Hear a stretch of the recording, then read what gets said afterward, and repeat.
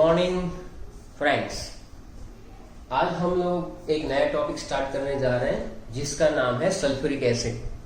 Sulphuric acid group number 16 का एक ऐसा टॉपिक है जो बहुत ज्यादा इंपॉर्टेंट है। बराबर IIT JEE या तो नीट की एग्जाम हो उसके अंदर भी H2SO4 के अंदर से क्वेश्चंस पूछे जाते हैं। तो H2SO4 के अंदर क्या क्या क्वेश्चंस पूछे जा सकते हैं और किस तरह से उसकी प्रिपरेशन मेथड्स होती है, बराबर है, वो आज हम लोग डिस्कस करने वाले हैं। आज का सेशन काफी इंटरेस्टिंग होने वाला है, तो जुड़े रहिए, वीडियो को आप पूरा देखिए, बराबर, क्योंकि आप अच्छे से उसको एक्सप्लोर कर पाए और अपनी नोट्स भी साथ में बनाते जाइए, बराबर। तो I am starting with some preparation method से हम लोग स्टार्ट करेंगे बेटा। तो प्रिपरेशन मेथड के अंदर हमें मालूम है कि ये जो चीज है सबसे पहले अपनी नोटबुक में लिखिए, that is H2SO4 sulphuric acid, बराबर। तो कॉन्टेक्ट प्रोसेस ये इस प्रोसेस का नाम है जो आज की डेट में यूज होती है कॉन्सेंट्रेटेड H2SO4 को बनाने के लिए, बराबर है। आपके पास काफी सारी मेथड है, लेकिन nowadays this process is very frequently used, बराबर। Most probably the industry of H2SO4 is like on that contact process. यानी कॉन्टेक्ट प्रोसेस से क्या होता है कि हम लोग H2SO4 बना सकते हैं। तो ये चीजें याद रखिए कि बहुत सारी मेथड है, लीड चेम्बर प्रोसेस भी है, दूसरी भी मेथड्स है, but these days sulfuric acid mostly prepared by contact process and acid produced by this method is free from arsenic impurity, बराबर है। arsenic impurity जो है बेटा, सल्फर डाइऑक्साइड के साथ आर्सेनिक इम्प्योरिटी भी आती है। आपने मेटलर्जी में सीखा होगा कि जब हम लोग सल्फर डाइऑक्साइड बनाते हैं तो whether it is from iron pirates, उसमें से भी बना सकते हैं, सल्फर का ऑक्सीडेशन करके भी बना सकते हैं, तो उसके अंदर आर्सेनिक इम्प्योरिटी रहती है। तो हमारे पास अगर AS2O3 ऐसा आर्सेनिक की इम्प्योरिटी हुई, बराबर है, सल्फर कंटेनिंग कंपाउंड के अंदर, तो क्या होगा कि हम लोग जो सल्फर होता है उसमें से लास्ट में जो H2SO4 बनाएंगे उसके अंदर क्या होगा बेटा कि this H2SO4 is not used in preparation of edible product, यानी कि हम लोग उसमें से एडिबल प्रोडक्ट नहीं बना पाएंगे, बराबर। क्यों? क्योंकि उसके अंदर H2 आर्सेनिक की एक इम्प्योरिटी है। तो ये इम्प्योरिटी की वजह से हम लोग क्या करेंगे कि भाई ये प्रोसेस जो है कॉन्टेक्ट प्रोसेस है, क्यों यूज करते हैं? क्योंकि उसके अंदर दूसरी प्रोसेस जब यूज करेंगे तो उसके अंदर आर्सेनिक की इम्प्योरिटी रहेगी और हमें आर्सेनिक की इम्प्योरिटी बिल्कुल नहीं चाहिए। क्यों नहीं चाहिए? क्योंकि जब हम लोग खाने की चीजें बनाते हैं तो इम्प्योरिटी फ्री होनी चाहिए। एडिबल जो भी प्रोडक्ट बनाते हैं वो इम्प्योरिटी को फ्री करते हुए होनी चाहिए, बराबर है। तो यहाँ पर सबसे पहला जो स्टेप है यहाँ पर थियरिकल कि भाई production of SO2 by burning sulphur. The first step is production of SO2 by burning sulphur. चलो, बर्निंग सल्फर यानी क्या करेंगे हम लोग, सल्फर को ले लो S8, बराबर है, प्लस 8O2, ये गैस है, when it is reacted with oxygen it is converted into 8 mole of sulphur dioxide. ये आपका पहला स्टेप है, बहुत ही सिंपल सा स्टेप है कि अगर आपको सल्फर डाइऑक्साइड बनाना है देन इनको सिर्फ सल्फर है उसको जला दो, सल्फर डाइऑक्साइड बन जाएगा। जला दो यानी कि ऐसे नहीं जलाना है कि लो सल्फर लेकर निकल पड़े मैदान में, ये जला दिया। कॉन्टेक्ट प्रोसेस जो है ना, कॉन्टेक्ट प्रोसेस उसका पूरा मैकेनिज्म होता है, बराबर, कि ये जो टावर उसमें कम्बशन प्रोसेस होने वाला है, ये जो टावर है उसमें दूसरा प्रोसेस होने वाला है। तो इंडस्ट्री लेवल पे पड़ता है, ऐसा नहीं कि घर पे हम लोग सल्फर ले आए और उसको चलो जलाना, हाँ चलो सल्फर डाइऑक्साइड बन रहा है, चल चेक कर, बोले टेस्ट कर उसको। टेस्ट यानी क्या? टेस्ट यानी चखना थोड़ी है, स्मेल करना होता है। ऐसा तो पॉसिबल है नहीं, बराबर। It is funny way to produce sulphur dioxide but it is not so happen. So we are moving on that कि भाई अगर ऐसा नहीं बना सकते तो कैसे बना सकते हैं, ऐसे नहीं बना सकते तो ऐसे भी बना सकते हैं। ओके, तो अगर हम लोग ले लें यहाँ पर FeS2, इसको क्या कहते हैं, आयरन पायरेट्स। भूल गए? वो तो सिखाया तो था तुम्हें मेटलर्जी के अंदर, पढ़ते लिखते कुछ होने, बोले एंटायर चैप्टर इज डिलीटेड, तो हम लोग नहीं पढ़ेंगे। अपनी गवर्नमेंट ने कहाँ बोला हुआ है कि चैप्टर डिलीट हुआ है, तो पढ़ो इसको। आयरन सल्फाइड जो है उसका भी आप क्या करेंगे, ऑक्सीडेशन करेंगे। वहां पर याद करो, मैंने एक नंबर याद करवाया था, कौन सा, 411 नंबर। कौन सा नंबर? 411। इसमें से क्या बनता है? तो ये बनेगा Fe2O3 plus sulphur dioxide. Fe2O3 कितने मोल बन सकता है? 2 मोल, और सल्फर 8 है, तो ये बनेगा 8SO2 बराबर है। तो इस तरह से भी आप आयन पायरेट्स में से सल्फर डाइऑक्साइड बना सकते हो।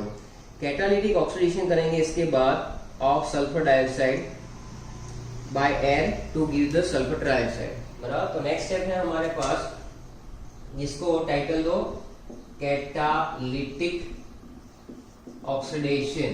Catalytic oxidation of SO2, catalytic oxidation of SO2। इसका मतलब है कि सल्फर डाइऑक्साइड को आपको क्या करना है? कैटालिस्ट की प्रेजेंस में इसको हमें क्या करना है? कि रिएक्ट करवाना है बराबर है। चलो, तो ये जो है इसमें क्या करेंगे बेटा? SO2 सल्फर डाइऑक्साइड, यहाँ जो गैस बनी है उसको पकड़ के ले आओ, और उसमें डाइवेनेडियम पेंटोक्साइड, ये बहुत ही इंपॉर्टेंट पॉइंट है, ये जो की पॉइंट है इस पूरी प्रोसेस का, ये की पॉइंट है बेटा। जब डाइवेनेडियम पेंटोक्साइड ले आओगे और इसमें ऑक्सीजन डालने की जगह तो छोड़ी दी थी मैंने, चलो लिख लेते हैं SO2 गैस प्लस O2 बराबर है। वरना O2 बोलेगा कि भाई मेरे को कहाँ जगह तो नहीं चाहिए ना, बुरा लग जाएगा बेचारे को। SO2 plus O2 it is converted into 2 moles of SO3। हाँ, यहाँ तो 2 मोल बन रहे हैं तो यहाँ पर भी 2 मोल लेने पड़ेंगे। तो इस तरह से आप लिख सकते हो कि in the presence of vanadium pentoxide ये कुछ सल्फर ट्राइऑक्साइड बना लेता है। यहाँ पर है डेल्टा H जो मिलेगा हमें वो नेगेटिव मिलेगा बराबर है। यानी कि फॉर वैल्यू होती है -196 के आसपास होगी किलो जूल पर मोल। वैल्यू तो कोई मतलब ही नहीं है यहाँ पर। आपको क्या करना है कि ये जो एक्सोथर्मिक प्रोसेस है उसके बारे में आपको फोकस करना है कि ये पॉइंट जो है बहुत ही इंपॉर्टेंट पॉइंट है। इसको मैं लिख लेता हूं कि सेकंड स्टेप वो कैसा होता है? की पॉइंट होता है बेटा, की स्टेप कह सकते हैं इसको। की स्टेप क्यों कह सकते हैं? क्योंकि इसमें सारे के सारे जो है इसी के ऊपर डिपेंड है कि आगे क्या हो सकता है क्या नहीं हो सकता है। अगर यहाँ पर प्रॉब्लम हुई तो फिर ज्यादा प्रॉब्लम हो सकती है। चलो, इसमें सबसे पहला स्टेप जो है कि भाई ये जो आप देख सकते हो यहाँ पर ये एक्सोथर्मिक प्रोसेस है बराबर है। और यहाँ पर प्रेशर कैसा रखना चाहिए, क्या रखना चाहिए? तो पहला मैं लिख रहा हूँ कि भाई चलो प्रेशर जो है वो आप कर दो हाई प्रेशर बराबर है। कैसे? तो यहाँ पर देखो कि लेफ्ट हैंड साइड आपके पास 2 मोल SO2 का है, 1 मोल ऑक्सीजन का, यानी कि यहाँ पर कितने मोल है बेटा? 3 मोल विल बी देयर। और यहाँ पर कितने? 2 मोल्स विल बी देयर। तो आपने अकॉर्डिंग टू लीच-एटिलियर प्रिंसिपल पढ़ा था कि when we increase the pressure the system will try to decrease the pressure according to Le Chatelier principle. तो सिस्टम अगर डिक्रीज करने का ट्राई करेगी प्रेशर को, ये क्लोज वेसल में होता है। ऐसा नहीं कि गैस को हवा में खुला छोड़ दिया चलो बनेगा SO3 घूम के आते बाद में देखते हैं बराबर है। तो सिस्टम जो है सिस्टम में होता है, क्लोज वेसल में होता है ना, गैस है सबके सब बेचारे। तो यहाँ पर क्या होगा? सिस्टम डिक्रीज करने का ट्राई करेगा। तुम बताओ कि 3 मोल में से 2 मोल में जाएंगे तो डिक्रीज होगा, यानी कि फॉरवर्ड रिएक्शन कब होगी? जब तुम प्रेशर बढ़ाओगे। प्रेशर बढ़ाने से according to Le Chatelier principle forward reaction takes place. Which reaction takes place? Forward reaction takes place। अगर फॉरवर्ड रिएक्शन हो रहा है यहाँ पर तो आपको पता चलना चाहिए कि भाई हमारी प्रोडक्ट ज्यादा मिल रही है बराबर, यानी product will be in higher proportion. तो प्रेशर जो है वो मान लो कि हाई तो है लेकिन 2 बार के आसपास ही रखना है। हाई यानी इतना भी हाई नहीं, क्योंकि SO2 जो है बेटा वो बेसिकली क्या है कि एसिडिक गैस है। कैसा है? एसिडिक गैस है। अगर एसिडिक गैस हुआ तो वो क्या कर सकता है? जिस भी आपकी फैक्ट्री होगी वहां पर जहां पर भी कंटेनर में बना सकते हो तो उसको कोरोड कर सकता है, यानी कि ये कोरोसिव है। कैसा है? कोरोसिव गैस है। तो ये याद रखना है कि यहाँ पर प्रेशर हमें हाई रखना है। तो मैंने डिटेल में समझा दिया है, सुना नहीं है फिर से वापस जाओ और वापस आगे प्ले का बटन दबा दो बराबर। तो pressure should be higher. Why? Because the forward reaction takes place according to Le Chatelier principle. लिखो इतना बराबर, इतना लिखो। फिर हम लोग आगे डिस्कस करते हैं कि आगे क्या करना है।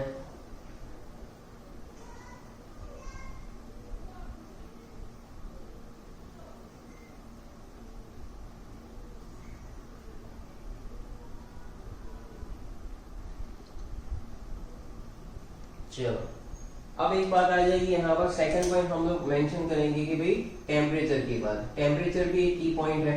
तो टेम्परेचर कितना रखा जाए भाई, यहाँ पर हमने टेम्परेचर और प्रेशर मैंने मेंशन ही नहीं किया, यहाँ पर समझा रहा हूँ। तो 2 बार प्रेशर जो है वो रखना चाहिए, बराबर है। टेम्परेचर के अंदर क्या होता है देखो, ये जो फॉरवर्ड रेडिएशन है वो एक्सोथर्मिक है। आपने 11 में पढ़ा है कि टेम्परेचर जो लो टेम्परेचर होता है, लो टेम्परेचर पे क्या होता है, exothermic reaction, exothermic reaction carry forward होती है, बराबर है।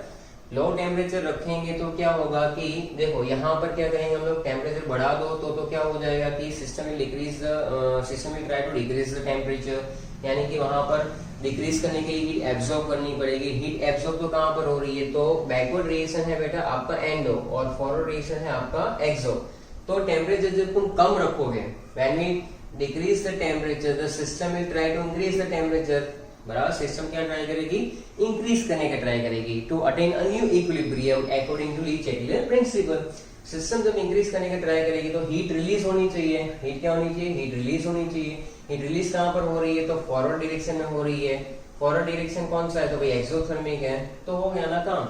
टेम्परेचर हमें लो रखना है क्योंकि ये फॉरवर्ड डायरेक्शन में जाए और SO3 बने। ऐसा ना हो डूबे लोग कि SO3 बना करने के लिए जा रहे और वापस हम लोग SO2 में आ जाए, बराबर। ये इक्विलिब्रियम में है प्रोसेस, तो ये ध्यान रखना है कि SO2 बनाना है कि SO3 बनाना है। अगर एंडोथर्मिक फेवर करने लगे ना तो लेने के देने पड़ जाएगा भाई, तो SO2 बनने लगे, तो ऐसा नहीं करने का कभी भी। तो फॉरवर्ड रिएक्शन जो एक्सोथर्मिक होगी, यानी लो टेम्परेचर जरूरी है। लो टेम्परेचर यानी इतना भी नहीं चलो थोड़ा थोड़ा जलाया, हाँ बन रहा है नहीं बन रहा है, ऐसा नहीं होता है। उसमें टेम्परेचर का एक रेंज डिसाइड करना होता है, 500 केल्विन 600 केल्विन कितना आएगा। तो यहाँ पर एक ऑप्टिमम टेम्परेचर डिसाइड किया जाता है। कितना ऑप्टिमम टेम्परेचर होता है 720। अब आप पूछोगे कि सर ऑप्टिमम टेम्परेचर क्या होता है, तो 11th के अंदर आपने पढ़ा होगा कि ऑप्टिमम टेम्परेचर का मतलब क्या होता है बेटा, कि ऑप्टिमम टेम्परेचर यानी ये चीज हो जाती है कि भाई जब कभी भी आप जिस प्रोडक्ट को बनाते हो, बराबर है, जो प्रोसेस करते हो, वो कौन से टेम्परेचर पे आपको मैक्सिमम प्रोडक्ट देता है, कौन से टेम्परेचर पे आपको मैक्सिमम प्रोडक्ट देता है, उसको हम लोग कहते हैं ऑप्टिमम टेम्परेचर। तो 720 केल्विन जो है वो एक ऑप्टिमम टेम्परेचर है। कितना है, 720 केल्विन। तो ये एक ऑप्टिमम टेम्परेचर है जिससे आप ये जो है प्रोसेस बहुत ही इजी वे में कर सकते हो। हाँ, क्योंकि देखो टेम्परेचर बहुत ज्यादा कम भी नहीं करना है, क्योंकि when temperature will be decreases the rate of reaction is decreases. तो रेट ऑफ रिएक्शन डिक्रीज नहीं करना है, हमें बढ़ाना है। तो रेट ऑफ रिएक्शन को बढ़ाने के लिए टेम्परेचर तो चाहिए, प्रेशर भी चाहिए, और एक ऐसा कैटालिस्ट चाहिए जो हमें क्या करे, रेट ऑफ रिएक्शन को इंक्रीज करवा दे। तो अब नेक्स्ट पॉइंट आ रहा है हमारे पास कैटालिस्ट वाला। तो यूज ऑफ कैटालिस्ट का क्या होता है, increase the rate of reaction at low temperature. Catalyst तो यूज करना ही पड़ेगा, बराबर। कॉमनली यूज कैटालिस्ट कौन सा होता है वो हमें पता होना चाहिए, बराबर है। कैटालिस्ट के बारे में हम लोग लिख नहीं रहे, यहाँ पर थोड़ा सा बता देता हूँ आपको कि कैटालिस्ट की रेस में 2 लोग जुड़े हुए हैं, एक है प्लेटिनम और एक है वैनेडियम डाइवैनेडियम पेंटोक्साइड। ओके, प्लेटिनम भी जुड़ा हुआ है और V2O5 भी जुड़ा हुआ है, बराबर है। तो प्लेटिनम और V2O5 के केस में क्या हो रहा है बेटा, कि जब हम लोग प्लेटिनम का सोचते हैं तो सोचते ही हमारे रोंगटे खड़े हो जाते हैं कि चलो मार्केट में प्लेटिनम लेने के लिए गए। अभी हम लोग रिंग भी सोने की नहीं पहनते, तो प्लेटिनम तो बहुत दूर की बात है। प्लेटिनम कॉस्टली होता है, तुम यूज करो, मुझे कहाँ प्रॉब्लम है, बराबर, लेकिन प्लेटिनम कॉस्टली पड़ जाता है, तो ये थोड़ा सस्ता है। वैनेडियम पेंटोक्साइड जो है, डाइवैनेडियम पेंटोक्साइड सस्ता भी है। ऐसा ही नहीं है कि प्लेटिनम कॉस्टली है इसलिए यूज नहीं कर रहे हम लोग। प्लेटिनम जो है ना वो आर्सेनिक इम्प्योरिटी के साथ इजिली पॉइजन हो जाता है। अब जब आप कैटालिस्ट पढ़ते हो सरफेस केमिस्ट्री में, तो 2 चीजें आती है, पॉजिटिव कैटालिसिस, नेगेटिव कैटालिसिस। यानी कि एक जो है कैटालिस्ट के साथ एक और सब्सटेंस यूज होता है जो क्या करता है बेटा, कि उसको बूस्टअप करता है रेट ऑफ रिएक्शन को, और एक ऐसा सब्सटेंस जो होता है वो रेट ऑफ रिएक्शन को डिक्रीज कर देता है। तो प्लेटिनम जो है उसके साथ आर्सेनिक जो इम्प्योरिटी सल्फर में तो होती है, यहाँ पर जो होती है, तो यहाँ पर आर्सेनिक इम्प्योरिटी तो रहेगी। तो आर्सेनिक इम्प्योरिटी जो है उसको कैटालिटिक पॉइजन कर देगी, किसको, अगर प्लेटिनम यूज किया। तो हम लोग वैनेडियम पेंटोक्साइड इसलिए यूज कर सकते हैं क्योंकि वैनेडियम पेंटोक्साइड चीपर भी है, और दूसरी बात वहां पर क्या है कि वो ज्यादातर इजीली पॉइजन नहीं होता है। जब आर्सेनिक की इम्प्योरिटी आएगी, बोले चल हट मैं पॉइजन नहीं होने वाला हूं, मैं तो काम करूंगा अपना और प्रोडक्ट अच्छे से दे दूंगा। तो कैटालिस्ट के बारे में हमें ये चीज जाननी जरूरी है कि किस तरह से यहाँ पर हो सकता है। तो that is all the points जो हमने यहाँ पर कंप्लीट किए हुए हैं। तो पॉइजन के अंदर जो है सॉरी कैटालिस्ट के अंदर डाइवेनेडियम पेंटॉक्साइड यूज करने का मेन रीजन ये भी था, प्योरिटी ऑफ गैसेस जो है वो तो होनी ही चाहिए। Prevent the poisoning of catalyst, gases must free from the impurities of arsenic oxide, dust particles and moisture। बराबर है। दूसरी बात है कि हमारे पास एक्सेस ऑफ ऑक्सीजन भी होना चाहिए। ऐसा ना हो कि कहीं पर हम लोग ऑक्सीजन कम पड़ जाए और सल्फर डाइऑक्साइड में से सल्फर डाइऑक्साइड मिले ही नहीं। बराबर है। तो इस तरह से जो होता है उसको हम लोग क्या कहते हैं कि हाँ, नेक्स्ट पॉइंट अगर हम लोग लिखे यहाँ पर कि भाई excess of oxygen, excess of oxygen, ये पॉइंट लिखना उसे वो होना चाहिए। बराबर। एक और पॉइंट था कि purity of gases, purity of gases, जो गैसेस हम लोग यूज कर रहे हैं यहाँ पर, बराबर, वो प्योर होनी चाहिए। बराबर, जितने भी गैसेस इन्वॉल्व है वो क्या होने चाहिए, प्योर होने चाहिए। फिर एक होता है एब्जॉर्प्शन ऑफ सल्फर ट्राइऑक्साइड। अगर आप सल्फर ट्राइऑक्साइड जो बन रहा है उसको एब्जॉर्ब कर सकते हो तो 98% शुद्ध सल्फ्यूरिक एसिड मिल सकता है टू फॉर्म द ओलियम। बराबर है। अब देखो इसके बाद वाला जो स्टेप है बेटा वो कैसे करना है, तो वो ऐसे करना है कि जब कभी भी आप नेक्स्ट स्टेप से आगे बढ़ेंगे लास्ट स्टेप में, वो इसके साथ आ जाता है की पॉइंट्स के अंदर कि भाई होगा क्या। तो थर्ड स्टेप जो है बेटा उसमें क्या करेंगे, बेसिकली सल्फर ट्राइऑक्साइड जो है उसको H2SO4 के साथ रिएक्ट करवा दो और बना दो H2SO7। क्या बनेगा, ओलियम। बराबर, क्या बनेगा, ओलियम। तो ये चीज है कि सल्फर ट्राइऑक्साइड जो हमें मिल रहा था उसको H2SO4 के साथ मिक्स कर दिया तो ओलियम बन जाएगा।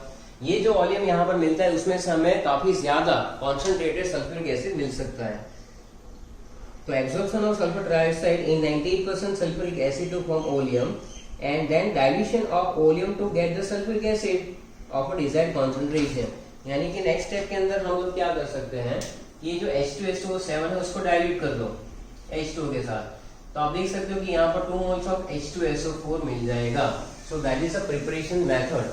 यहाँ पर प्रिपरेशन हमारी खत्म हो रही है कि क्या क्या है प्रिपरेशन के अंदर। Then we are moving on the next part. देखो फिजिकल प्रॉपर्टी और यूजेस के अंदर जो है वो मैं पॉइंट्स बता दूंगा आपको, लेकिन मेन पार्ट है प्रिपरेशन और केमिकल प्रॉपर्टीज, जो जानना और समझना बहुत ही ज्यादा जरूरी होता है। तो मेक श्योर कि ये चीजें आपको अच्छे से समझ में आ रही है। यहां तक आप कंप्लीट कीजिए, फिर हम लोग आगे बढ़ेंगे। सबसे पहली बात तो आपको पता ही होनी चाहिए कि भाई पहला जो हमें प्रूव करना होता है वो क्या होता है, acidic in nature. Acidic nature, अगर एसिडिक नेचर प्रूव करना है तो क्या कर सकते हैं, कोई भी चीज एसिड होती है वो कैसे पता चलती है, या तो इसको डिसोसिएट करो या तो आयनाइज करो, तो वो पानी में आयनाइज होकर क्या देगा आपको, H+ देगा। आर्यनियस ने भी बताया था the substance which dissociate into H+ और gives H+ that is called acid. तो यहाँ पर हमारे पास क्या है, H2SO4। H2SO4 when it is dissociate तो आप लिख सकते हैं कि यहाँ पर H+ मिल रहा है और HSO4- मिल रहा है। बराबर, आप इस तरह से भी इक्वेशंस लिख सकते हैं या तो पानी के साथ भी लिख सकते हैं।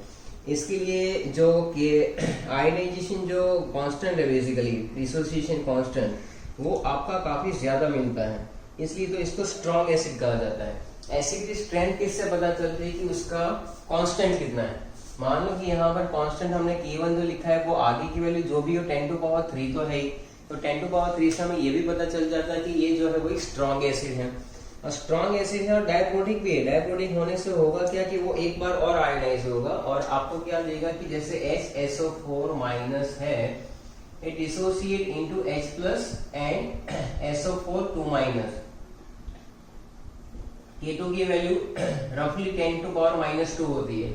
एग्जैक्ट वैल्यू जो है वो आगे का मल्टीप्लिकेशन वाला वैल्यू नहीं लिख रहा हूं, मुझे यही प्रूव करना है कि एसिडिक नेचर में H2SO स्ट्रॉन्ग एसिड है and it is डायप्रोटिक acid. When it is डायप्रोटिक acid तो क्या होता है बेटा कि वो 2 स्टेप में डिसोसिएट होता है, यानी कि पहले भी आपको H+ देगा और आपको देखो यहाँ पर ध्यान देना है मेन कि ये एक बार क्या देता है आपको HSO4, एक बार क्या देता है आपको सल्फेट आयन देता है। इससे ये भी प्रूव हो जाता है कि it forms it forms two series of salt. ये जो है दो सीरीज के सॉल्ट बना सकता है। दो सीरीज के सॉल्ट बनाने का मतलब क्या हुआ कि जब इसका हम लोग सॉल्ट लिखेंगे तो एक लिखा जाएगा हमारे पास, दैट इज सोडियम बाइसल्फेट। एक जो होगा वो होगा NaHSO4, एक क्या मिलेगा, सोडियम बाइसल्फेट, और एक आपको मिलेगा Na2SO4, क्या मिलेगा, Na2SO4 यानी कि सोडियम सल्फेट। तो इस तरह से भी कह सकते हैं कि भाई ये जो है it forms two series of salt.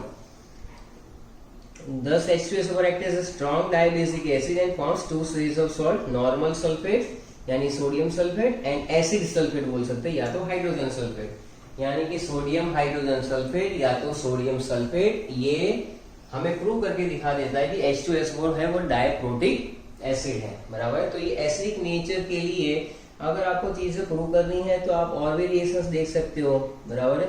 जैसे कि आपने NaOH के साथ रिएक्शन करवा दिया, NaOH के साथ अगर कोई भी, NaOH क्या है, बेस है, बेस के साथ एसिड का रिएक्शन होगा तो वो आपको क्या देगा, सॉल्ट प्लस वाटर देगा। तो NaOH प्लस H2SO4 से आप अगर मोल प्रोपोर्शन के बेसिस पे देखो तो यही सॉल्ट मिलेंगे आपको, सोडियम बाइसल्फेट मिलेगा और सोडियम सल्फेट भी मिल सकता है। लुक एट दैट, सपोज मैंने ऐसा लिखा कि यहाँ पर एसिडिक नेचर का दूसरा equation NaOH plus H2SO4, so what happen, NaHSO4 मिलेगा, और यहाँ से HOH, तो वो क्या देगा आपको, पानी देगा। तो ये acid plus base give salt plus water, so that is also the property to prove the acidic nature. Acidic nature prove करने के लिए दूसरी हमारे पास रिएक्शन है। बीइंग एन एसिड इट जो है reacts with active metals also, बेटा कि अगर ये है एसिड तो H2SO4 react with active metal.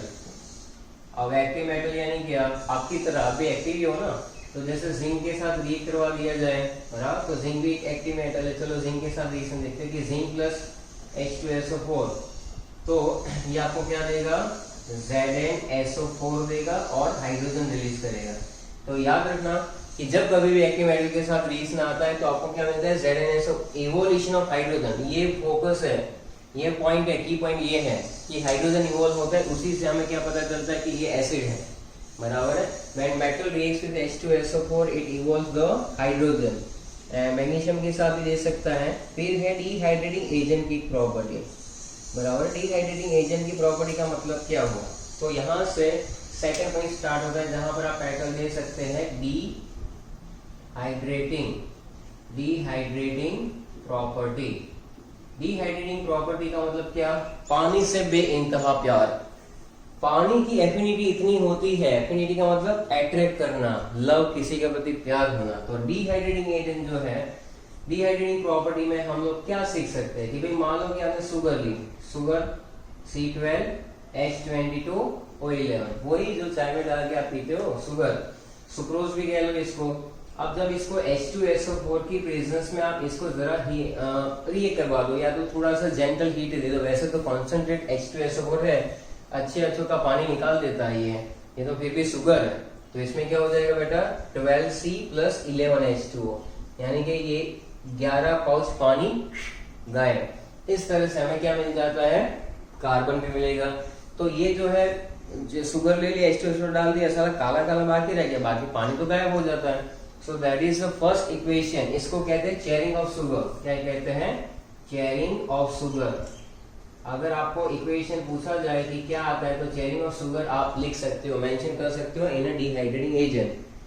Dehydration of formic acid भी कर सकते हो, ऑक्सैलिक एसिड भी कर सकते हो, बराबर है। तो देखो अगर मैं फॉर्मिक एसिड की कहानी लिखूं तो ये फिजिकल प्रॉपर्टी बाद में देख लेते हैं। थर्ड नहीं, प्रॉपर्टी तो वही है फॉर्मिक एसिड, चलो HCOOH, और इसका H2SO4 के साथ in the presence of H2SO4 ये आपको क्या देगा, पानी निकाल दो तो बाकी क्या बचेगा, कार्बन मोनोऑक्साइड। तो फॉर्मिक एसिड के साथ साथ कार्बन मोनोऑक्साइड भी यहाँ पर आपको मिलेगा, बराबर। तो फॉर्मिक एसिड का डिहाइड्रेशन करने से आपको क्या मिल जाता है, कार्बन मोनोऑक्साइड मिल जाता है। ये है फॉर्मिक एसिड, फॉर्मिक एसिड। इसी तरह से ऑक्सैलिक एसिड, या तो लिखो H2C2O4 या लिखो आप इसको इस तरह से भी लिख सकते हो COOH COOH बराबर। इसके दो रूप है बराबर, ऑक्सैलिक एसिड के। जैसे हम सबके होते हैं अलग अलग ग्रुप बराबर, स्कूल में अलग बराबर है, घर पे अलग, ट्यूशन पे अलग बराबर है, ऐसा फ्रेंड्स के साथ भी। समझ जाते हो आप सब लोग। चलो ये है, इसमें से क्या हो जाएगा बताओ मुझे, क्या मिलेगा मुझे यहाँ पर, आप बताओ। यहाँ पर पानी रिमूव करना है बेटा, तो आपकी प्रोडक्ट क्या हो सकती है, आपकी प्रोडक्ट क्या हो सकती है, यहाँ पर आपकी प्रोडक्ट हो सकती है कि भाई H2O ले लो, फिर CO ले लो और CO2 ले लो। क्या मिल रहा है, ले लो क्या। तो देखो यहाँ से CO2 गायब बराबर, फिर HOH गायब और ये CO गायब। तो ये था हमारा ऑक्सैलिक एसिड बराबर। ये सेकंड, उसमें एक इक्वेशन और आएगा। डिहाइड्रेटिंग एजेंट के तो काफी सारे इक्वेशन हैं।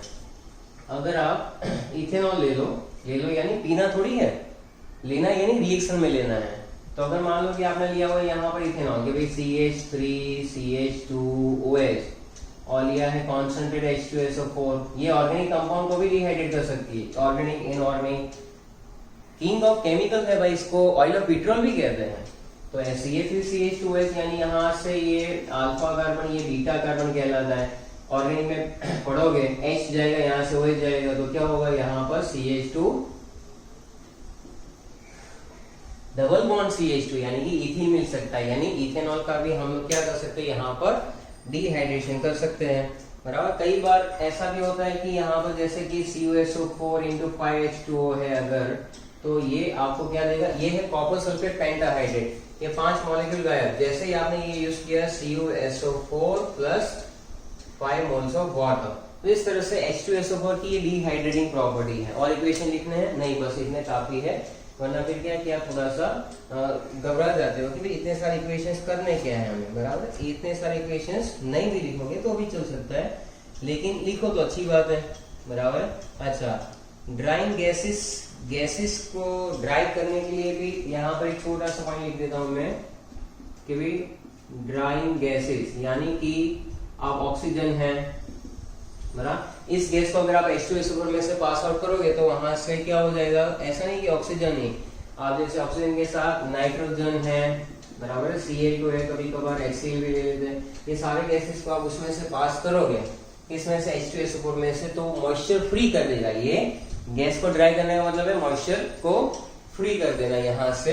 फिर आता है ऑक्सीडाइजिंग एजेंट बराबर, एजेंट है, एजेंट विनोद, ऑक्सीडाइजिंग एजेंट यानी किसी का नाम विनोद हो तो ऐसा मत बोलो हाँ सर मेरे को एजेंट बोल दिया। एजेंट अच्छी बात होती है बेवकूफ। ऑक्सीडाइजिंग एजेंट जो है तो क्या करेगा, ऑक्सीडेशन करेगा। किसका करवाना है तुम्हें बराबर, जिसका ऑक्सीडेशन करवाना है करवाओ। अगर आप कार्बन के H2SO4 जो है बेसिकली आपको देता क्या है, बट ऑक्सीडाइजिंग एजेंट कैसे है, तो ये देखो H2SO4 लिखा, फिर उसमें से लिख लो यहाँ पर H2O + SO2 + ऑक्सीजन। तो ये जो ऑक्सीजन है वो नेसेंट ऑक्सीजन है, बच्चा ऑक्सीजन, बच्चा याद जैसे बच्चा ऑक्सीजन है। तो ये बच्चा ऑक्सीजन क्या करेगा, नेसेंट ऑक्सीजन है, सुपर एक्टिव, कहीं पर भी जाकर किसी को भी ऑक्सीडाइज करेगा बराबर। तो ये है H2SO4 का सिंपल डिकम्पोजिशन जो मैंने लिखा हुआ है। कार्बन के साथ अगर आप इसका कोई भी रिएक्शन लिखना चाहो तो स्केलेटल इक्वेशन तो हो जाएगा कि H2SO4 है तो क्या बन सकता है, यहाँ पर मान लो कि CO2 बन रहा है और SO2 बन रहा है और H2O, ये तो मान रहे हैं हम लोग, क्या बन रहा है तो अभी पता चलेगा। चलो करो बैलेंस। यहाँ पर hydrogen left hand side right hand side कितने हैं और कितने कर सकते हैं यहाँ पर, तो SO2 CO2 H2 तो बन गया यहाँ पर बराबर। मान लो कि यहाँ पर हमने इसके 2 मोल लिए हुए हैं, 2 मोल, क्योंकि तो भी तो ही होगा ना भाई, ऑक्सीजन का लफड़ा था इसलिए हमने किया है सर। तो 2 2 से 4 तो यहाँ पर 2 कर दो और 2 सल्फर है तो यहाँ पर 2 कर दो, 2 2 से 4 4 2 6 6 2 8 4 दूनी 8 बराबर। इस तरह से ऑक्सीडाइजिंग एजेंट जो है वो प्रूव हो जाता है। यहाँ पर थोड़ी बात अटक जाती है। ऑक्सीडाइजिंग एजेंट प्रॉपर्टी जो है वो मेटल्स के साथ भी है, ऐसा नहीं है भैया, है बाबू भैया। यहाँ पर हम लोग जो करेंगे कार्बन के साथ करेंगे, मेटल के साथ करेंगे, तो मेटल के अंदर नॉन मेटल्स भी हो जाएंगे। जैसे कि मान लो कि यहाँ पर हम लोग ले रहे सल्फर ले रहे, चलो सल्फर लेते हैं तो S8 तो आ जाएगा सल्फर, यानी S8 प्लस उसका H2SO4 के साथ रिएक्शन करवाओ, क्या बन सकता है, सोचो जरा। S8 + H2SO4 से बनेगा क्या, क्या बनेगा, यहाँ पर सल्फर डाइऑक्साइड भी बन सकता है और पानी बना लो, और कोई एलिमेंट तो मुझे दिख नहीं रहा है, बाकी कुछ होगा दिखा जाएगा। चलो यहाँ पर सल्फर जो है बेटा, इसमें अगर हम लोग सोचे थोड़ा सा कि यहाँ पर सल्फर जो है हमारे पास है +6, यहाँ पर सल्फर क्या है, तो ये S8 में से ही हो सकता है, यहाँ +4 है, यहाँ पर सल्फर का 0 होगा। तो देखो एक ही एलिमेंट जो है यहाँ पर ऑक्सीडाइज भी हो रहा है, रिड्यूस भी हो सकता है, तो इसको डिस्प्रोपोर्शनेशन भी हम लोग कह सकते हैं। ऐसे का अगर आप लोग रिलेशन लिखना चाहो तो SO2 और H2O मिलेगा, लेकिन बहुत ही सिंपलिसिटी से अगर हम लोग थोड़ा सा बैलेंसिंग के बारे में सोचे, बराबर, तो करो बैलेंस खुद अपनी कॉपी के अंदर।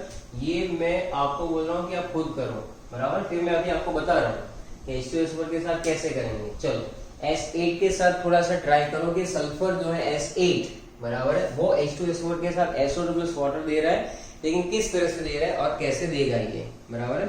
We are moving on next, that is P4। चलो फास्फोरस का भी देख लेते हैं, P4 प्लस H2SO4। तो ये भाई साहब आपको क्या दे सकते हैं, आई थिंक H3PO4 दे सकता है, SO2 और वाटर, ये जो है वो आपको दे सकता है फास्फोरस, बराबर है। फास्फोरस जो है ये चीज आपको दे सकता है, तो इसमें भी बैलेंसिंग आप ही को करनी है। किस तरह से करोगे तो जरा सोचो उसके बारे में। तो यहाँ पर फास्फोरस में लेफ्ट हैंड साइड कितना है ऑक्सीडेशन, यहाँ पर नंबर है 0, सल्फर का कितना है यहाँ पर +6 है, यहाँ पर सल्फर का +4 है, यहाँ पर फास्फोरस का +5 है। चलो अब यहाँ पर मान लो कि 4 फास्फोरस है, तो यहाँ पर हमने क्या कर दिया, 4 फास्फोरस कर दिया बेटा, P4 में से 4 फास्फोरस इधर कर दिया, तो ये जैसे ही 4 किया तो यहाँ पर कितने हो जाएंगे, 20 हो जाएंगे, बराबर है। अच्छा तो आप देखो यहाँ 0 से क्या हो रहा है, इंक्रीज बाय 20, इंक्रीज बाय 20, और यहाँ पे 6 में से 4 आ रहा है, यानी कि डिक्रीज बाय 2।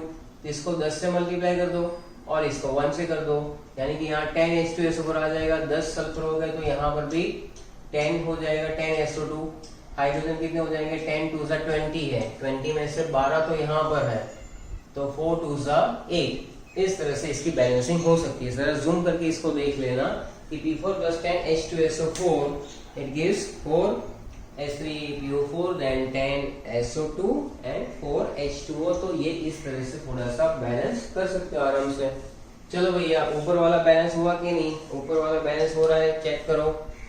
ऊपर वाला अगर आप बैलेंस करोगे तो इसके अंदर यहाँ पर 16 कर देते हैं, फिर ये हो जाएगा 16 सल्फर, तो यहाँ पर 1 मिनट, ये 32 हुए ना, 16 दूसरा, तो ये हो जाएगा आपका 16 और ये 16 और 8 24, तो ये हो जाएगा 24, बराबर। Check it out whether it is balance और नॉट, बराबर है। यहाँ पर इसकी बैलेंसिंग आप कर सकते हो। फिर मेटल के साथ लिखा तो कॉपर है और सल्फ्यूरिक एसिड है। कॉपर और सल्फ्यूरिक एसिड क्या बना देते हैं, CuSO4 बना देते हैं। CuSO4 के साथ साथ बाय प्रोडक्ट क्या मिल सकती है यहाँ पर हमें, जो सब में मिलती है, बराबर है।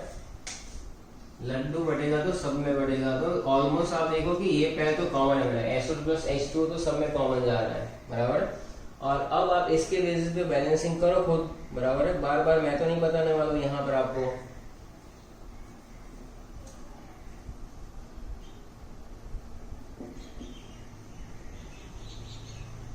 हो जाएगा, तो ये हो गया आपका बैलेंस, बराबर है। इस तरह से आपकी केमिकल प्रॉपर्टी में ऑक्सीडेशन रीजन में मैंने बोले 3-4 लिखने इक्वेशन, आप 1-2 लिखोगे तो भी चलेगा, बराबर। नेक्स्ट प्रॉपर्टी जो है ऑक्सीडेशन के बाद, नेक्स्ट प्रॉपर्टी कौन सी आ जाएगी, एक तो डिहाइड्रेटिंग हमारी कंप्लीट हो गई है, फिर एक्शन विथ सॉल्ट भी लिख सकते हैं, बराबर। यहाँ पर आप लिख सकते हो कि एक्शन विथ सॉल्ट।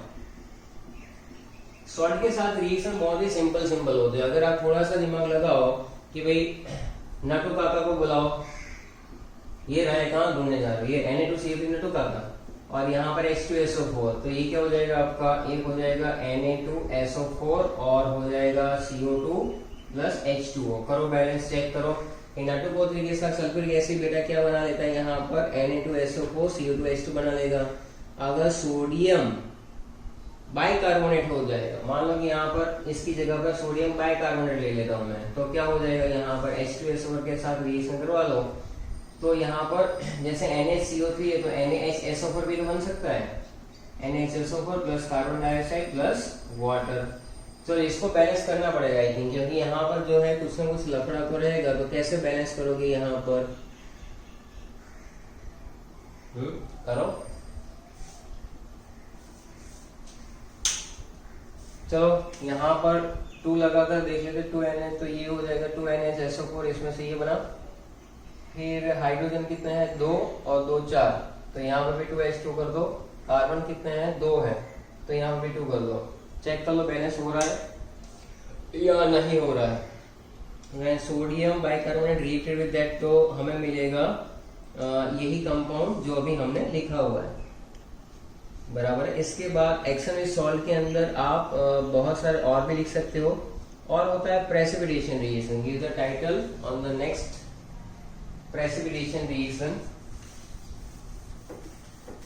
जो एनसीईआरटी में नहीं है उसको आप ओमिट कर सकते हो, लेकिन ये सारे के सारे जो है वो इम्पोर्टेंट तो है ही है, बराबर है। मैं आपको इसलिए तो एक्सप्लोर करके बता रहा हूँ, वरना तो ये 10 मिनट में भी खत्म हो सकता है। चलो तो आप करेंगे प्रेसिपिटेशन यानी पीपीटी रिएक्शन लिख देता हूँ, प्रेसिपिटेशन रिएक्शन। तो बैरियम क्लोराइड ये आपकी जेईई केमिस्ट्री में आएगा, प्रैक्टिकल केमिस्ट्री में। BaCl2 का जब आप रिएक्शन करवाते हो किसके साथ, H2SO4 के साथ, बराबर। तो ये बार है ना वो साथ के साथ चली जाती है, तो बासो4 plus 2 moles of HCl, so that is precipitation reaction, बराबर। जैसे ही बैरियम क्लोराइड या H2SO4 के साथ वो क्या देगा आपको, BaSO4 देगा, और ये भी देगा। अगर यहाँ पर ऐसी तरह से कहीं पर आपके पास इनऑर्गेनिक सॉल्ट, मान लो कि CaCl2 दिया हुआ है, तो ये भी हो सकता है कि CaCl2 प्लस H2SO4 हो जाएगा, then it gives calcium sulphate और प्लस 2 मोल्स ऑफ HCl, तो ये आपके प्रेसिपिटेशन रिएक्शन हो जाएंगे, बराबर है। ये नंबर 5 था। इस तरह से नंबर देते चलो। प्रेसिपिटेशन रिएक्शन जो है उसके बाद हम लोग लिखेंगे मिसेलेनियस रिएक्शन, बराबर। मिसेलेनियस रिएक्शन जो होते हैं वो बहुत ही टिपिकल होते हैं, मिसेलेनियस रिएक्शंस। मिसेलेनियस रिएक्शन में जैसे कि मान लो कि आपने बेंजीन ले लिया, ये स्पेसिफिक रिएक्शन है, और उसमें आपने कॉन्सेंट्रेट H2SO4 लिया, या तो कई बार ऐसे भी लिखते हैं कि इसके साथ SO3 भी ले लेते हैं, या तो H2H2O7 ओलियम। ये तो 10 क्या 11 में तो पढ़ा था ना, पढ़ा है सर, लेकिन लॉकडाउन में सब भूल चुके हैं, कोई बात नहीं। सल्फोनेशन करेंगे, यहाँ पर क्या होगा बेटा, it gives benzene sulphonic acid. यहाँ पर SO3H क्या मिलता था, BSA बेंजीन सल्फोनिक एसिड, बराबर। BSA की साइकिल भी आती है, लड़कियां चलाती है, आपकी बात थोड़ी है।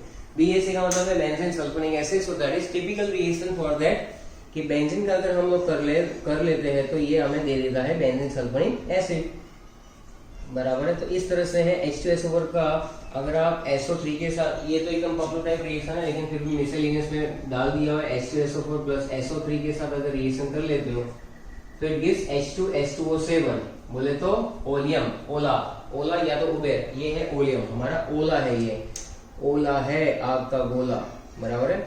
इस तरह से रिएक्शंस जो है इसका कोई एंड है नहीं बेटा, लेकिन फिर भी यहाँ तक है, इसको आप जरा अच्छे से कंप्लीट करो, फिर हम लोग मूव ऑन करते हैं इसकी फिजिकल और प्रॉपर्टी जो है, फिजिकल प्रॉपर्टी वो भी डिस्कस कर लेते हैं।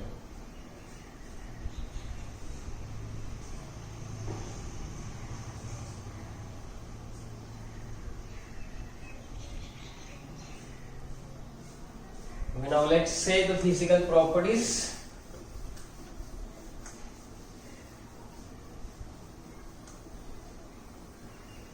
फिजिकल प्रॉपर्टी और यूजेज जो है वो ऐसे रटने वाली चीजें हैं, बराबर है, फिर भी आप इसको अच्छे से लिख के भी लर्न कर सकते हो, बराबर। फिजिकल प्रॉपर्टी में सबसे पहले तो ये किंग ऑफ केमिकल है भाई, फिजिकल प्रॉपर्टीज। तो आप देख लो कि फिजिकल प्रॉपर्टीज जो है उसमें ये आपको किस किंग ऑफ केमिकल्स भी है, it is also called oil of vitriol, बराबर। ये क्या कहलाता है फिजिकल प्रॉपर्टीज में, तो फिजिकल प्रॉपर्टीज जो है उसकी बहुत ही सिंपल है, it is a strong acid with low volatility, बराबर है। फिजिकल प्रॉपर्टी जो है कैसा होता है वो लिक्विड, कलरलेस होता है, बराबर है। तो लिखो वहां पर colourless oily syrup liquid, colourless oily syrup type liquid क्या होता है, colourless oily and syrup type liquid ये रहता है बेटा। उसके बाद आप उसके अंदर देखोगे कि स्ट्रॉन्ग एफिनिटी फॉर वाटर पे ही रहता है और कलरलेस तो है ही है, इसकी डेंसिटी काफी ज्यादा होती है, बराबर है। हाई डेंसिटी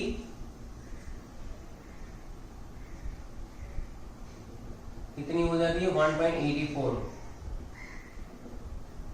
ग्राम पर ml लिख सकते हैं। हाई डेंसिटी है 1.84। ये जो है आपने पढ़ा हुआ वाला कंटेंट है कि फिजिकल प्रॉपर्टीज जो है उसमें आप मोलारिटी में ये यूज भी करते हो। It is 1.84। फ्रीजिंग पॉइंट इसका जो है फ्रीजिंग पॉइंट 283 केल्विन हो जाएगा। फ्रीजिंग पॉइंट 283 केल्विन और बॉइलिंग पॉइंट आपका है 611 केल्विन, बराबर है। तो ये कलरलेस है, oily syrupy liquid, then it is high density, density कितनी है 1.84 and then we move on the boiling point and freezing point. So this are the some important points. It is dissolving water, highly exothermic reaction होता है बेटा जब पानी में, देखो यहाँ पर करना क्या होता है कि ये हाईली सॉल्युबल तो है, हाईली सॉल्युबल इन वाटर। तो आप क्या करोगे कि एक बीकर ले लिया आपने और एक्सोथर्मिक रिएक्शन है, एक्सोथर्मिक रिएक्शन, बराबर। तो एक आपने बीकर ले लिया हुआ है जिसके अंदर क्या करना है, पहले पानी ले लेना है, पानी लेते जाओ और इसमें H2SO4 थोड़ा थोड़ा डाल के you have to stir the solution, बराबर। क्योंकि एकदम क्या होगा कि धड़ाम से अगर H2SO4 डाल दिया बीकर फट जाएगा और आप भी फट जाओगे, बराबर है। तो फटने से पहले आपको स्टर करना है सॉल्यूशन, क्योंकि एक्सोथर्मिक रिएक्शन, ऐसा नहीं कि ला तू पकड़ पाए मैं स्टर करता हूँ, ये एक्सोथर्मिक रिएक्शन यानी कि हीट भी ज्यादा रिलीज होती है, बराबर है। तो बेगों को जैसे काम मत करना, ये ऐसे काफी स्ट्रांग रहते हैं और अगर गलती से भी स्किन पे गिर जाए तो ये चमड़ी जो आपकी है ना, जो मोटी चमड़ी हो चुकी है लॉकडाउन के अंदर, वो प्लास्टिक की तरह पिघलने लगती है। तो ये जो एसिड है बेटा वो काफी स्ट्रांग होता है, जो यहाँ पर हमने फर्स्ट स्टेप में बनाया था वो 96 to 98% होता है, बराबर है। तो ये जो है परसेंटेज काफी हायर होता है। तो मेक श्योर कि आप इसको दूर से ही नमस्कार करें और टीचर जो होते हैं उनको करने दें, बराबर है। एमएक्स के साथ अगर वॉलेटिलिटी कंपाउंड भी बना सकता है। यहाँ पर एक चीज और केमिकल प्रॉपर्टी में आप नोट डाउन कर लेना कि when it is reacted with S alkali halide, एक आता है एमएक्स अल्कली हैलाइड में, सॉरी ये इक्वेशन ऐड कर लो H2SO4 के साथ 2mx, तो ये बना देगा आपका M2SO4 और प्लस 2HX, बराबर। यहाँ पर X जो है आपका क्या क्या हो सकता है, क्लोराइड आयन भी हो सकता है और नाइट्रेट आयन भी हो सकता है। तो यानी कि यहाँ पर आप 2HCl के साथ 2HNO3 M जो है, बराबर है, वहां पर वो तो मान लो कि M जो है आपका, तो वो क्या हो जाएगा, M तो वही मेटल ही होगा, उसके साथ F है, Cl है, NO3 है, बराबर। इसके साथ रिएक्शन करोगे तो लो वॉलेटाइल, बराबर है। ये जो है जब इसके साथ H2SO4 का रिएक्शन होगा तो आपको क्या मिलेगा, M2SO4 प्लस 2HX। तो ये पॉइंट केमिकल प्रॉपर्टीज में आपको एक ऐड करना है जो हमने वहां पर मिस कर दिया था। तो HX जो है, it produce HX acid reacts with MX type of salt and since it has a great attraction for water also, बराबर है। इसके बाद यूजेस की बात करेंगे तो यूजेस के अंदर सल्फ्यूरिक एसिड जो है लिखेंगे साथ में यूजेस, बराबर है, लिखते जाओ। यूजेस के अंदर केमिकल इंडस्ट्री में यूज होता है, it is called king of chemical, इसको लिखेंगे किंग ऑफ केमिकल, बराबर है। तो किंग ऑफ केमिकल में सबसे पहले केमिकल इंडस्ट्री, मैं सिर्फ टाइटल लिखूंगा केमिकल इंडस्ट्री। तो केमिकल इंडस्ट्री में ये यूज होता है, टेबल रीजन में यूज होता है, लेबोरेटरी में यूज होता है, बराबर। और जितनी भी इंडस्ट्री है उसमें अगर आपको कुछ ना कुछ चीजें बनानी हो तो यूज होता है। जैसे कि सल्फ्यूरिक एसिड जो होता है manufacture of 100 of other chemicals, जैसे कि हाइड्रोक्लोरिक एसिड बनाना है, नाइट्रिक एसिड बनाना है, फॉस्फोरिक एसिड बनाना है। अभी देखा नहीं हमने कि सारे एसिड बन सकते हैं इसमें से, जैसे H3PO4 फॉस्फोरस के साथ रिएक्शन दे रहा था तो फॉस्फोरिक एसिड दे रहा था, बराबर। इसी तरह से HCl जो है वो भी बना सकते हैं हम लोग, हाइड्रोक्लोरिक एसिड बना सकते हैं। Fertiliser industry, fertiliser